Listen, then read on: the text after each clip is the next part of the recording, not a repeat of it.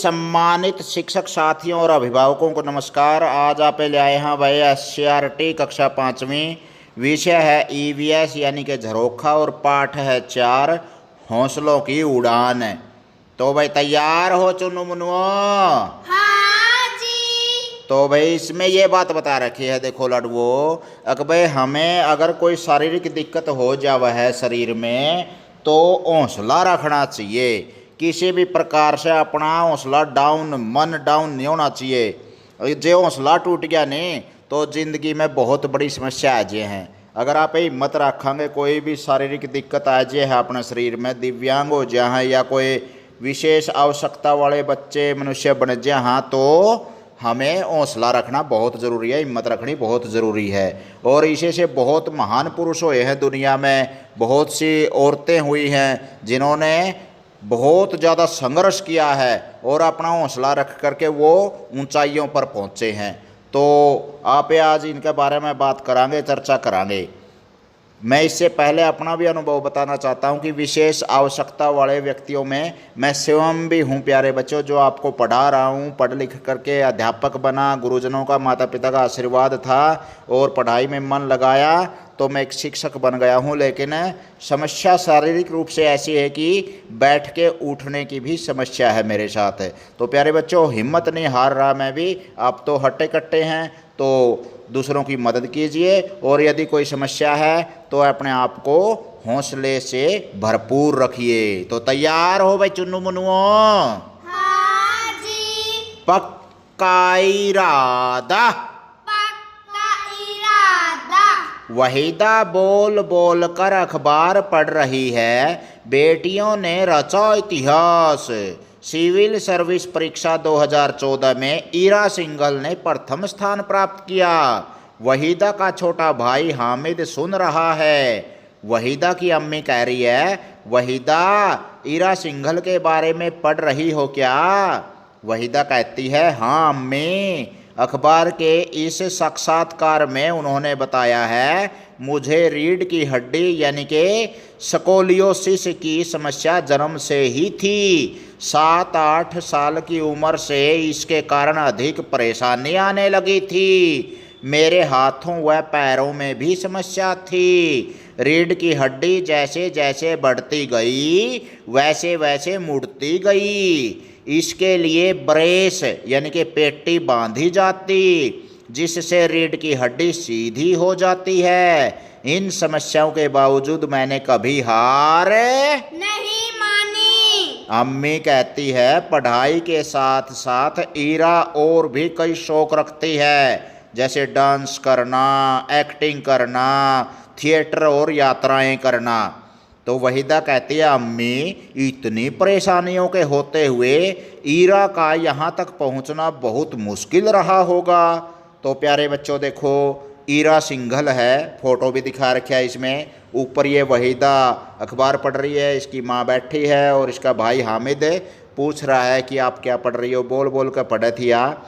तो ईरा सिंघल के बारे में, उसकी ज़िंदगी के बारे में, उसके अनुभवों के बारे में बताया जा रहा है इसमें। यह भी जानो, स्कोलियोसिस बीमारी नहीं बल्कि एक समस्या है जिसमें रीढ़ की हड्डी एक ओर झुक जाती है। जिन बच्चों में यह समस्या होती है उनमें उम्र बढ़ने के साथ हड्डियों के विकास के कारण यह समस्या बढ़ती जाती है। तो प्यारे बच्चों, ईरा सिंघल है जो, वो 7-8 साल की उम्र में और ज़्यादा समस्या से ग्रस्त हो गई थी, क्योंकि उसको एक बीमारी थी, रीढ़ की हड्डी जन्म से ही उसकी थोड़ी सी मुड़ी हुई थी। तो ये समस्या धीरे धीरे और बढ़ती गई। उसके कमर के ऊपर पेटी बांधी जाती, थोड़ा सा आराम भी लगा। इस संघर्ष के बावजूद उसने अपना डांस करना, एक्टिंग करना, थिएटर यानी कि सिनेमा वगैरह में भाग लेना और यात्राएं करना भी जारी रखा और हौसला रखा। तो वो देखो आज अखबार में और किताबों में हम उसका नाम पढ़ रहे हैं। तो हमें हिम्मत रखनी चाहिए। अगर कोई शरीर की दिक्कत है तो घबराना नहीं चाहिए, और समाज के हट्टे कट्टे हष्ट पुष्ट लोगों को, साथियों को, माता पिता को, अभिभावक शिक्षकों को, सबको उसको सांत्वना देते हुए, सहयोग देते हुए आगे बढ़ाने के लिए उसका हौसला बढ़ाना चाहिए। समझ में आई बात? हाँ जी। तो प्यारे बच्चों, हम यहाँ पर ऐसे ही कुछ और अन्य जो समाज में संसार में प्रसिद्ध हुए हैं अपनी कमज़ोरियों के बावजूद, जो शारीरिक दिव्यांगता थी या विशेष आवश्यकता वाले व्यक्ति थे, उन्होंने क्या क्या मशहूरी प्राप्त करी है उसके बारे में हम जानकारी ले रहे हैं। आगे है, अम्मी कहती है हाँ मुश्किल तो था ही, कुछ लोगों ने यहाँ तक भी कहा कि उसे विशेष आवश्यकताओं वाले बच्चों के स्कूल में ही पढ़ना चाहिए, लेकिन उसने हार नहीं मानी। ईरा का कहना है कि हमें अपनी कमियों पर ध्यान न देकर अपनी खूबियों को बढ़ाना चाहिए। इतने में पूनम दीदी आ गई।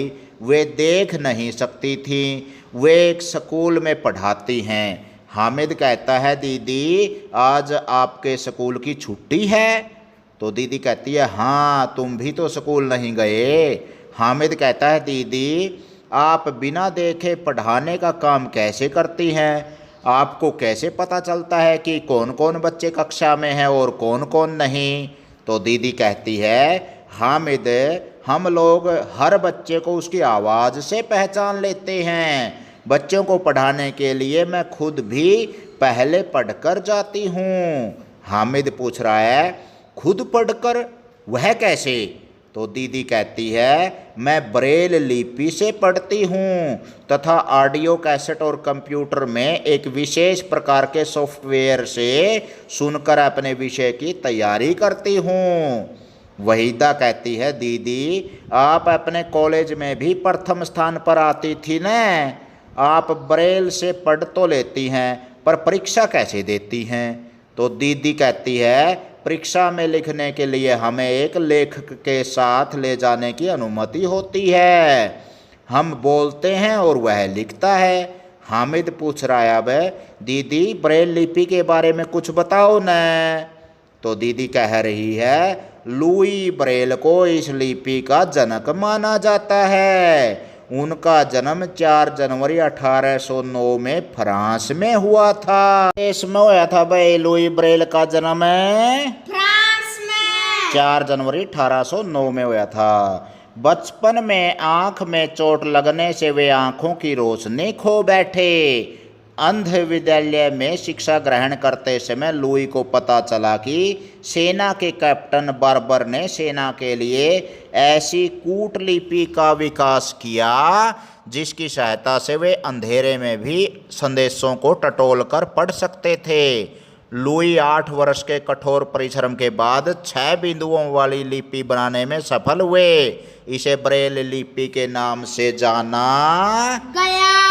हाँ लुई ब्रेल के नाम से जाना जाता है लिपि को। लिपि हुआ अक्षरों की बनावट है, जुकरा पे ABCD ये लिखा हाँ या क ख ग घ अंग ये लिखा हाँ। तो यह जो बनावट है इनकी लिपना पोतना यानी कि उनकी बनावट रचना किसी है वह लिपि हुआ है। तो उसने 6 बिंदुओं वाली एक लिपि बनाई। ऊपर उठे उड़े जो कर खड़े से टाइप में ऊपर उठे उड़े बिंदु हैं वह ए का न्यारी पछाण है। बी के और डाल के बिंदु हैं जो कर ऊपर ऊपर हो गए नीचे नीचे हो गए दाएं बाएं हो गए। इस तरह आता है मतलब है हर एक वर्ण की 26 के 26 वर्ण है ABCD के, जो सारे वर्णों की अलग अलग बनावट बना दी उसने 8 वर्ष तपस्या करने के बाद यानी कि संघर्ष करने के बाद। वो स्वयं अंधे थे, आँखों की रोशनी उनकी बचपन में ही नहीं थी। तो ये चित्र भी दिखा रखा है लुई ब्रेल का। ऐसे महान व्यक्तियों से हमें भी शिक्षा लेनी चाहिए। जब एक अंधा आदमी भी अगर आगे बढ़ सकता है ज़िंदगी में तो हम क्या नहीं कर सकते, सब कुछ कर सकते हैं। तो प्यारे बच्चों ब्रेल लिपि के बारे में और देखें। ब्रेल लिपि ब्रेल लिपि के 6 बिंदुओं को उनके सामने लिखे अक्षरों या अंकों द्वारा जाना जाता है। इस लिपि में इन्हीं 6 बिंदुओं से वर्णों की आकृतियों का निर्माण किया जाता है। स्केल पर कुछ चौरस खिड़कियां बनी होती हैं। इन खिड़कियों में लाइन से कटावदार 6 बिंदु बने होते हैं। एक नुकीली कलम यानी कि स्टाइलस से स्केल की खिड़कियों में बने कटावदार बिंदुओं से कागज पर छेद करके लिखा जाता है। कागज के उल्टी तरफ उभरे हुए छेदों को शब्दों के रूप में छूकर पढ़ा जाता है। तो प्यारे बच्चों एक ऐसे लिख रखी है, देखो भाई जो 6 बिंदुओं में तो एक काला कर रखा है कूनड़ा, या ए हो गया, इसका मतलब है। और कून वाला ऊपर वाला काला है, उसके नीचे एक और काला है तो यू बी हो गया। ऊपर के दो काले हैं तो यू सी हो गया। और ऊपर के दो काले और एक दाएं तरफ का काला है तो यू डी हो गया। डी हो गया। और एक ऊपर कून वाला काला जड़ा ए का था और एक दाएं तरफ दूसरा काला कर दिया तो यू सी ई हो गया। आगे है इसी तरह एफ जी एच जेड तक हमें हर एक वर्ण को अलग अलग पहचान सकते हैं। आंखें बंद करके अभ्यास करने की ज़रूरत है, आप भी इनका अभ्यास करना। या फिर बाजार से इसी तरह के उभरे हुए यूं के यूं संरचना वाले ब्रेल लिपि के बिंदु आ जाते हैं, उनको अपने पास में रखना, उनका अभ्यास करना, उंगली फेर कर देखना। आपको एक विशेष अनुभव होगा कि किस प्रकार से न देख सकने वाले आदमी संघर्ष करके पढ़ाई करते हैं, अध्ययन करते हैं और आगे बढ़ते हैं ब्रेल लिपि के सहयोग से। आगे देखो भाई, पता करो। पता करो। अपने आसपास किसी ऐसे व्यक्ति के बारे में पता लगाओ जिसने विशेष आवश्यकताओं के बावजूद कोई महत्वपूर्ण उपलब्धि प्राप्त की हो। तो प्यारे प्यारे बच्चों, ऐसे बहुत से उदाहरण हमारे समाज में होते हैं जो शारीरिक रूप से दिव्यांग हो सकते हैं, हाथ से पाँव से कहीं न कहीं उनमें कोई विशेष अंग की कमी हो सकती है, या फिर आँखों से वो नयनों से रहित हो सकते हैं। कहने का अर्थ क्या है, आँखों की रोशनी नहीं है तो इसका मतलब वो हौसला नहीं हारते।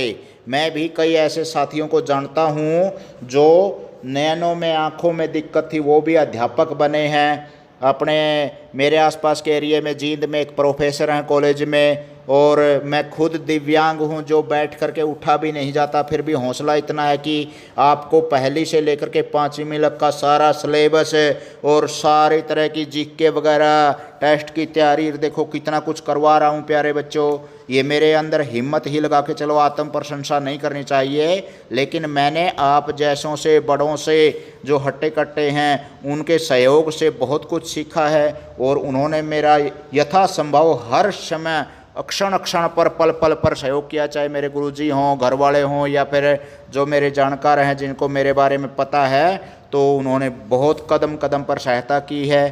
तो विशेष आवश्यकता वाले आदमी बहुत से मिल जाएंगे, आपके भी आस पड़ोस में होंगे, तो उनकी समस्याएं भी हैं कुछ, उनके साथ सहयोग करिए। दया की ज़रूरत नहीं होती उनको, दया तो भगवान अपने आप कर देगा। उनको सहयोग की ज़रूरत होती है, सहारे की ज़रूरत होती है, और वो सहारा आप यथासंभव उनको दीजिए और उनके साथ अनुभव साझा कीजिए। करोगे ना? हाँ सर। सोचो और लिखो। जो लोग ठीक से चल नहीं सकते उनके लिए स्कूलों में किस तरह की सुविधाएं उपलब्ध होनी चाहिए? उनके लिए पीने का पानी तथा शौचालय का प्रबंध अलग से होना चाहिए। उनके लिए ढलानदार रास्ते बने होने चाहिए ताकि वे धीरे धीरे उन पर चल सकें। भाई ढलानदार का मतलब जैसे रैंप वगैरह होने चाहिए ताकि उनकी रक्षा वगैरह है, या उनको खुद चढ़ने में ग्रिल वगैरह का प्रयोग होना चाहिए, समस्या ना हो। और शौचालय वगैरह जैसे खड़ी सीट वगैरह है शौचालय की, वो होनी चाहिए। और यथासंभव जितना भी हो सके उनके सामने आने वाली जो समस्याएं हैं, तो ऐसी समस्याएं दूर करनी चाहिए ताकि उनको वहां जाने में सुविधा हो और किसी प्रकार की हिचक ना हो। क्या तुम्हारे स्कूल में भी सभी सुविधाएं हैं? हाँ, मेरे स्कूल में ये सभी सुविधाएं हैं। तो अपने विद्यालयों में ऐसी सुविधाएं होनी चाहिए, अलग से शौचालय विशेष आवश्यकता वाले व्यक्तियों के लिए, बच्चों के लिए, और रैंप वगैरह या इस तरह की सुविधा होगी तो उसको हिचक नहीं होगी, शर्म नहीं होगी, वो अपने समाज की मुख्य धारा के साथ जुड़ेगा और नॉर्मल बच्चों के साथ, सामान्य बच्चों के साथ खेलेगा, बैठेगा और उनके साथ तालमेल बैठा करके वो अपनी ज़िंदगी जिएगा। यदि नहीं तो इसके लिए किस प्रकार के प्रयास करने चाहिए? मुख्याध्यापक जी को गांव के सरपंच तथा अन्य कमेटी सदस्यों से निवेदन करना चाहिए कि ऐसी सुविधाएं प्रबंध करें। तो भाई मुख्याध्यापक हैं या प्रशासनिक अधिकारी हैं, पंचायत के, नगर पालिका आदि के जो कमेटी आदि के सदस्य हैं, या फिर सरकार के मंत्री आदि हैं, उनको ध्यान देना चाहिए इन समस्याओं की तरफ और उनकी समस्याओं को दूर करके उनको सुविधा देनी चाहिए। क्या तुम्हें लगता है कि स्कूल में विशेष आवश्यकताओं वाले बच्चों को यदि उनकी आवश्यकताओं के अनुरूप सभी सुविधाएं मिलें तो वे स्कूल आने में अधिक उत्साह दिखाएंगे? हाँ, दिखाएंगे, क्योंकि उनको अगर सभी सुविधाएं मिल जाए तो उनको कोई हिचक नहीं होगी स्कूल में आने में। कोई शर्म नहीं होगी, कोई हिचक नहीं होगी। अलग से शौचालय होगा तो उनके अंदर एक आत्मविश्वास की भावना बनी रहेगी, और सभी सुविधाएं होगी तो उनको चलने फिरने में, इधर उधर डोलने में कोई दिक्कत ना आएगी। तो वो उत्साह के साथ स्कूल से जुड़ेंगे, मुख्य धारा में जुड़ करके आगे बढ़ेंगे और उनकी ज़िंदगी में सुधार होगा। आओ जाने हेलन केलर के बारे में। हेलन केलर 20वीं शताब्दी की एक विलक्षण महिला थीं। 2 साल की उम्र में एक गंभीर बीमारी ने उनके देखने व सुनने की शक्ति छीन ली।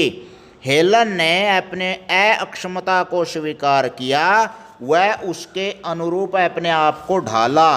मई 1888 में हेलन बोस्टन स्थित पार्किंस इंस्टीट्यूट फॉर द ब्लाइंड संस्थान में दाखिल हुई। 24 वर्ष की अवस्था में कला स्नातक की डिग्री हासिल करने वाली यह पहली दृष्टिबाधित एवं बधिर महिला थी। दूसरों के साथ पारस्परिक संवाद संभव करने के लिए प्रतिबद्ध हेलन ने बातचीत करना सीखा। होठों के स्पर्श से लोगों की बात समझने का हुनर सीखा। उनकी अद्भुत स्पर्श अक्षमता का प्रमाण था। हेलन केलर ब्रेल व हाथों के स्पर्श से सांकेतिक भाषा समझने में भी निपुण थीं। हेलन केलर को घूमने, खेलने, पशुओं के साथ रहने, थिएटर देखने, समुद्री यात्रा करने का शौक था। उन्हें ग्रामीण परिवेश से प्यार था। सामाजिक कार्यों के लिए हेलन को कई बार सम्मानित किया गया। उन्होंने नेत्रहीनों के लिए कई महत्वपूर्ण कार्य किए। जो लोग बोल नहीं सकते वे कुछ संकेतों के माध्यम से अपनी बात समझाते हैं। इसी प्रकार के कुछ संकेत नीचे दिए गए हैं, इन्हें ध्यान से देखो और ऐसे ही कुछ संकेत तुम स्वयं बनाओ और अपने साथियों के साथ इन संकेतों में बात करो। तो प्यारे बच्चों, ये चित्र दे रखा है हेलन केलर का, जिसमें कई बधिरपन की या आँखों की बहुत सी समस्याएं थी, बोल नहीं सकती थी। इसके नीचे एक खाने में दे रखा सांकेतिक भाषा। बात बताने और समझने का एक और भी तरीका है शरीर के हाव भाव और संकेतों से बात बताना व जानना। इसमें बोलने वाले व्यक्ति के होठों के हिलने और चेहरे के भावों को ध्यान से देखा जाता है। चुनु मुनुओं, जो सांकेतिक भाषा हुआ है अपने, जैसे आपने टेलीविज़न में भी देखा होगा, बधिरों के जो समाचार आते हैं वो इशारों से काम करते हैं, एक दूसरे को समझाते हैं, समझते हैं। तो हेलो का इशारा कैसे है बेटा? ये इशारा है, शाबाश। और आपका स्वागत है, ये संकेत होता है आपके स्वागत का। और धन्यवाद का संकेत कैसे करते हैं बधिर लोग? ऐसे समझते हैं, शाबाश। गुड बाय का क्या इशारा है? ये गुड बाय का इशारा होता है। और हाँ का इशारा बताइए। हाँ का ये संकेत है। और नहीं का ये संकेत होता है, शाबाश। कृपया का संकेत बताइए। बहुत बढ़िया। माफ़ करना का, शाबाश, बहुत बढ़िया। ये सांकेतिक भाषा है अपनी। और कौन सा का संकेत है? ये कौन सा का संकेत होता है। बहुत अच्छे भाई, शाबाश, आपने अच्छी एक्टिंग करके दिखाई बेटा। तो आगे है प्यारे बच्चों, आओ ये भी करें में। विशेष आवश्यकताओं वाले किन्हीं 5 व्यक्तियों के बारे में पुस्तकों, इंटरनेट आदि से पता लगाओ जिन्होंने विशेष उपलब्धियां प्राप्त की हैं। तो भाई 5-5 के चाहे 5000 गिनाए जा सके हैं, क्योंकि विशेष आवश्यकताओं वाले व्यक्ति कभी हिम्मत नहीं हारते। ये मेरा खुद का अनुभव है। जैसे रविंदर जी हैं, रविंदर जैन गायक हैं। स्टीफन हॉकिंस हैं, वैज्ञानिक बने हैं। विथोवन हैं, संगीतज्ञ हैं। सुधा चंद्रन नृत्यांगना हैं। तो प्यारे बच्चों, इस तरह से हमारे बहुत से दिव्यांग व्यक्ति आगे बढ़े हैं और उन्होंने नाम कमाया है अपने अपने क्षेत्रों में। हिम्मत नहीं हारी है और हारनी भी नहीं चाहिए। चाहे किसी भी प्रकार की विशेष आवश्यकता हो, मानसिक रूप से, शारीरिक रूप से, उनको हौसला रखना चाहिए। आगे है, पता करो जो लोग बोल या सुन नहीं सकते वे दूसरों को अपनी बातें कैसे समझाते हैं? वे इशारों से समझाते हैं अपनी बातें एक दूसरे तक इशारों से, संकेतों से समझाते हैं। ऐसा करो। हेलन केलर के बारे में और जानकारी प्राप्त करो। तो प्यारे बच्चों, इस पाठ में जैसा कि आया हुआ था, हेलन केलर अमेरिका में जन्मी थी और इनका जन्म हुआ था 27 जून 1880 को। अमेरिका में एक एला है, एक जगह एला में तुस्कुम्बिया नामक स्थान पर इनका एक संपन्न परिवार में जन्म हुआ था। मतलब पूरा खानदानी धनी परिवार में जन्मी थी ये। लेकिन 19 महीने के बाद एक गंभीर बीमारी से इनकी आंखों की रोशनी चली गई और आंखों की जो रोशनी के साथ साथ सुनने की अक्षमता भी जाती रही। एक 1887 में 7 साल की थी जब ये एक शिक्षिका थी एनी सुलिवान, उसकी मदद से हेलन केलर को अपने कम्युनिकेशन के क्षमता सुधारने में काफ़ी मदद मिली।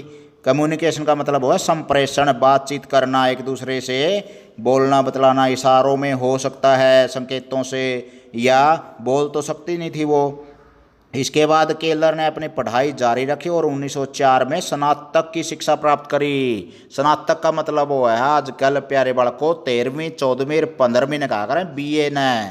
तो स्नातक ये पहली महिला थी जो आँखों से रहित होते हुए भी स्नातक बनी थी। और 1920 में केलर ने जो एक अमेरिकन सिविल लिबर्टी यूनियन है ACLU की स्थापना में महत्वपूर्ण योगदान दिया था। तो प्यारे बच्चों देखो, इनका इतना संघर्ष किया इन्होंने, पार्टी तक बनाई। और इनके जो पिता थे ऑर्थर H केलर है और माँ थी कैथरीन एडम्स केलर है। दोनों की ये बड़ी बेटी थी ये, और 2 सौतेले भाई थे इसके पिताजी सेना में अधिकारी थे। कपास की खेती मुख्य आमदनी का स्रोत था इनके परिवार का। बचपन में यह अपने परिवार के छोटे भाई बहनों को बहुत नापसंद करती थी, उनसे चिढ़ती थी और गुड़िया से इनको बहुत ज़्यादा प्रेम था। जो हेलन केलर थी, धीरे धीरे संघर्ष किया इन्होंने। अंधेरे के जीवन में इन्होंने रोशनियाँ दिखाई दी और उन्होंने ज्ञान प्राप्त किया। ब्रेल लिपि के माध्यम से ये पढ़ी और उसके बाद ये अंध विद्यालय जो परकिंस नगर में था, वो बोस्टन के, तो उसमें उन्होंने बहुत ज़्यादा ज्ञान प्राप्त किया और मशहूर समाज कार्यकर्ता बनी, जो आगे जाकर के विश्व में प्रसिद्ध हो गई। तो प्यारे बच्चों, हमें हेलन केलर के जीवन से बहुत अच्छी शिक्षा मिलती है। और 1968 में इनका देहांत हो गया था। तो इनके जीवन से हमें बहुत संघर्षों की एक गाथा सीखी है, अपनाना चाहिए इनकी शिक्षाओं को हमें अपने जीवन में। आगे है, स्कूल की लाइब्रेरी से कुछ महान व्यक्तियों की जीवनी संबंधी पुस्तकें लेकर पढ़ो। स्वामी दयानंद सरस्वती हैं, विवेकानंद जी हैं, महात्मा गांधी जी हैं, अंबेडकर जी हैं, रविंद्रनाथ टैगोर जी हैं। बहुत महान स्वतंत्रता सेनानी भी रहे हैं और साथ के साथ में हमारे महान लेखक हैं जो, या फिर पूरे विश्व में जो मशहूर हैं, उनके बारे में भी हमें बहुत कुछ जानकारी अपने पुस्तकालय से पुस्तक लेकर के महान व्यक्तित्वों की सीख सकते हैं, जानकारी उनके जीवन से प्रेरणा ले सकते हैं। उन्होंने क्या क्या संघर्ष किए, क्या क्या रास्ते दिखाए समाज को, और किस प्रकार से नए दर्शन दिए उन्होंने, नए विचार दिए, सारे संसार को रास्ता दिखाया, उजाला दिखाया। उस पथ पर हमें भी आगे चलना चाहिए। आगे है प्यारे बच्चों, आओ परखें क्या सीखा। आओ परखे क्या सीखा। संयुक्त परिवार के कुछ सदस्य किन कारणों से दूसरे स्थानों पर रहने के लिए चले जाते हैं। कई बार संयुक्त परिवार के सदस्य अधिक होने के कारण स्थान की कमी हो जाती है। और कई बार कुछ सदस्यों को नौकरी में तबादला होने के कारण जाना पड़ता है। भाई नौकरी में बदली होगी तो भी परिवार टूट कर न न्यारी जगह जाए बसे हैं। कई बार परिवार के सदस्य गणे हो जाए हैं, जगह थोड़ी रह जाए तो और कड़ियाँ जाए बसे हैं। न्यारे घर चढ़ा लिया अपने, न्यारे हो जाए हैं, बासन बांट लिया हैं, भाई बढ़ा लिया हैं अपनी। तो प्यारे बालकों, धीरे धीरे परिवार जो संयुक्त परिवार है वो एकल परिवार में बदलते जा रहे हैं। शहरों में तो और भी ज़्यादा एकल परिवार हो गए हैं और संयुक्त परिवार टूटते जा रहे हैं। विशेषकर गांव में तो हैं थोड़े बहुत, शहरों में तो लगभग एकल परिवार ही रह गए हैं, जिसमें छोटे बच्चे और माता पिता ही शामिल हैं, दादा दादी और अन्य जगह पर रहते हैं। आस पड़ोस की स्वच्छता न रखने से कौन कौन सी बीमारियां हो सकती हैं भाई चुन्नू मुनुओ। आस पड़ोस की व्यवस्था न रखने के कारण मलेरिया, डेंगू, पेट के रोग, हैजा आदि बीमारियां हो सकती हैं। अरे वाह, रोग काट दिया भाई तुमने तो जमा बीमारियां का। तो प्यारे बच्चों, जो अस्वस्थता होगी, सफाई नहीं होगी, गंदगी होगी तो उसके कारण क्या होगा, बहुत से मच्छर मक्खियाँ पैदा होंगे जिससे हमारे शरीर के ऊपर कुप्रभाव पड़ेगा, बीमारियाँ रोग फैलेंगे और हम बीमार होकर के रोगों से ग्रस्त हो सकते हैं। तो इसलिए हमें बचाव रखना चाहिए मच्छर मक्खियों से और सफाई का ध्यान रखना चाहिए, नहीं तो हमारे समाज में बीमारियां घर कर जाती हैं। आगे है रिक्त स्थानों की पूर्ति करो। डब्बे के अंदर दे रखे हुए ब्रेल, स्कोलियोसिस, क्षय, लुई ब्रेल और दृष्टि बाधित, ये शब्द दे रखे हैं खाने के अंदर और वाक्य दे रखे हैं भाई, वाक्यों में खालिस्तान में ये भरने हैं ताकि सार्थक वाक्य बने। जो लोग देख नहीं सकते वे खालिस्तान लिपि से पढ़ते हैं। ब्रेल लिपि तो पढ़े हैं। हेलन केलर पहली खालिस्तान व बधिर स्नातक महिला थी। दृष्टि बाधित महिला थी वह, और बधिर थी। बधिर का मतलब बहरा। और जो बहरा होगा, एक बात और ध्यान से सुनो, जो बहरा होगा उसको कोई शब्द तो सुनाई देगा नहीं, और जो बहरा होगा तो वो बोल भी नहीं सकता, क्योंकि उसके कानों में कोई शब्द पड़ेगा ही नहीं, तो वो सीखेगा कैसे। उसको तो होठ हिलते हिलते दिखाई देंगे लेकिन वो उनको सुन नहीं पाएगा और उनका अर्थ नहीं जान पाएगा। तो गूंगा भी होता है, जो बहरा होता है वो गूंगा भी होता है।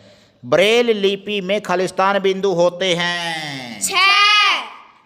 और खालिस्तान रीढ़ की हड्डी की एक समस्या है, ये है भाई स्कोलियोसिस। क्या बीमारी है ये? स्कोलियोसिस भरा जाएगा इसमें, ये बीमारी है रीढ़ की हड्डी की। और आगे है ब्रेल लिपि के जनक खालिस्तान है लुई ब्रेल। भाई वाह भाई, तुमने तो आज मैं तोड़ पाट दिया, इतने बढ़िया जवाब दिए हैं, बहुत अच्छे भाई। इस पाठ था अपन की शिक्षा मिली भाई। हिम्मत नहीं हारनी चाहिए दिव्यांग व्यक्तियों को। दिव्यांग विशेष आवश्यकताओं वाले बच्चों व्यक्तियों को हिम्मत नहीं हारनी चाहिए, हौसला रखना चाहिए। तो समाज को भी एक विशेष सहयोग सहारा देना चाहिए, ऐसे व्यक्तियों का हौसला बढ़ाना चाहिए। ये एक शिक्षा मिलती है इस पाठ से। बहुत अच्छा लगा भाई प्यारे बच्चों आपसे बात करके, आपने अच्छे जवाब दिए। और SCRT का पहली से लेकर 5वीं तक का सारा सिलेबस, व्याकरण, रीजनिंग, पहाड़े, नवोदय सैनिक स्कूल की तैयारी, भारत को जन ओलंपियाड प्रतियोगिता की टेस्ट की तैयारी, तो प्यारे बच्चों बहुत कुछ ज्ञान का कुंदड़ा मिलेगा। तब ना रिकेश कापड़ो यूट्यूब चैनल पे लाइक शेयर और सब्सक्राइब जरूर कर दियो और आगे बांट दियो और बड़का ने भी बताइयो जरूर। और अपने जो शिक्षक साथियों और अभिभावक हैं भाई ध्यान दें, आस पड़ोस में और भी कोई बच्चे हैं किसी कारणवश वो भी कि अगर विकलांगता से दिव्यांगता से ग्रस्त हैं तो उनकी सहायता करें, संवेदनशील बने उनके प्रति और पढ़ाई में उनका सहयोग करें। और जो भी बच्चे सरकारी विद्यालय में पढ़ते हैं विशेषकर वो अपने हरिकेश कापड़ो यूट्यूब चैनल से पूरा सिलेबस तैयार कर सके हैं भाई। बहुत कुछ परोसा जा रहा है आपके सामने, केवल शिक्षा की बात आऊँगी। सर पशु पक्षियों के नाम भी पाएंगे? हाँ, पशु पक्षी फल सब्जी बहुत कुछ है। आगे फिर गेड़ा मारियो, बोलो बच्चों जय हिंद। जय